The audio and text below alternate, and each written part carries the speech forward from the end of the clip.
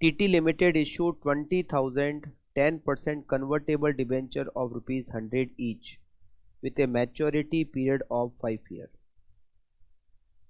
एक डिबेंचर 100 रुपये का है, कन्वर्टेबल है, रेट ऑफ इंटरेस्ट 10% है और 5 साल की इसकी मैच्योरिटी पीरियड है.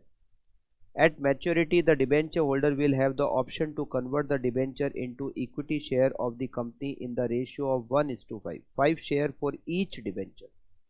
The current market price of the equity share is rupees 20 each, and historically the growth rate of the share are 4% per annum, assuming tax rate 25%. Compute the cost of 10% debenture using approximation method और internal rate of return method. दोनों से हमें KD को calculate करना है. PV factor 10 पे और 15 पे दे रखे. तो सबसे पहले तो हम कैलकुलेट करते हैं. डिबेंचर 100 रुपये की फेस वैल्यू का है, दिया हुआ नहीं है, मतलब हम 100 रुपये पर इशू करेंगे. तो नेट प्रोसीड हो गई हमारी 100 रुपये. नंबर ऑफ ईयर हो गए हमारे 5 साल. इंटरेस्ट एवरी ईयर हो गया हमारा 100 रुपये का 10%, 10 रुपये. टैक्स की रेट हमारी हो गई 25%, मतलब 0.25. अब रिडीमेबल वैल्यू हमें क्या मिलेंगे 5 साल बाद. कैश का ऑप्शन है, मगर हमारे पास ऑप्शन है शेयर्स ले लो. एक डिबेंचर के बदले में 5 शेयर, और उस समय एक शेयर की मार्केट वैल्यू क्या होगी. आज के दिन मार्केट वैल्यू क्या है, 20 रुपये. तो देखिए 20 रुपये, और ये शेयर की प्राइस हर साल 4% बढ़ रही है. तो देखो फर्स्ट ईयर 20 रुपये, ठीक है, मतलब अभी 20 रुपये. At the end of first year 20 plus 4%, ये हो जाएगी 20 रुपये 80 पैसे, प्लस 4%, ये हो जाएगी सेकेंड ईयर के एंड में 21.63.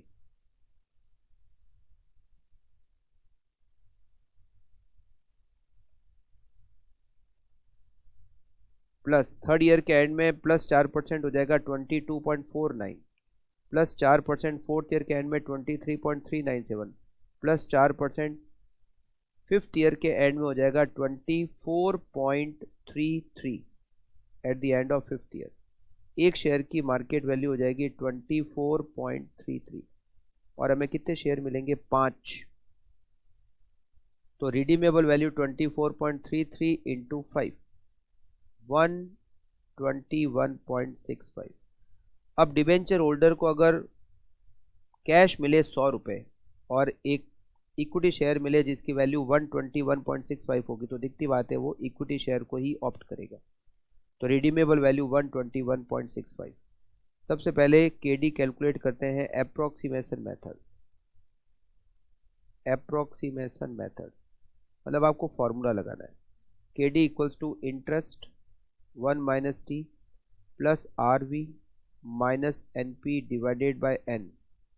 इस पूरे में डिवाइड होगा R V plus N P divided by 2 multiply by 100.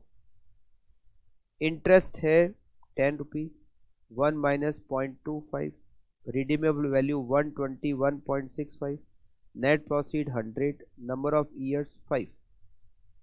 इसमें डिवाइड होगा 121.65 plus 100 divided by 2 multiply by 100. ये आएगा 7.5 प्लस 21.65 में डिवाइड करेंगे 5 का, तो 4.33 divided by 121.65 plus 100 divided by 2, it is 110.825 into 100.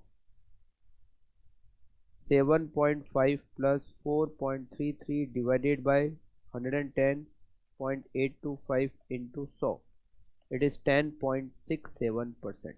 KD as per approximation method. अब आता है IRR मेथड. कैश इनफ्लो, कितना नेट प्रोसीड हो रहा है. नेट प्रोसीड हो रहा है हमारा 100 रुपये, वो हो गया हमारा कैश इनफ्लो. अब हर साल जा कितना रहा है, ईयर 1 से 5 और 5. Cash outflow, every year cash outflow कितना.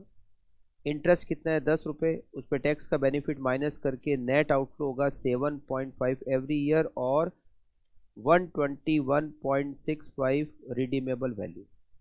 इसको 10% के पीवी फैक्टर से मल्टीप्लाई करते हैं और पीवी निकालते हैं. 10% की पीवी फैक्टर क्वेश्चन में दे रखी है. इन सब की अगर टोटल करते हैं 10% पे, तो होती है टोटल 3.791, 3.791। और केवल 5th ईयर का पी फैक्टर है 0.621, 0.621 present value. 7.5 multiply by 3.791 equals to 28.4325 और 121.65 मल्टीप्लाई बाय 0.621 इक्वल्स टू 75.545। दोनों की total 28.4325 plus 75.545 equals to 103.9775। Present value ज़्यादा है, हमें चाहिए 100 रुपये, तो रेट बढ़ाएंगे और यहाँ रेट पीवी फैक्टर 15 का दे रखा है तो 15 का पीवी फैक्टर लेंगे। पीवी फैक्टर और पीवी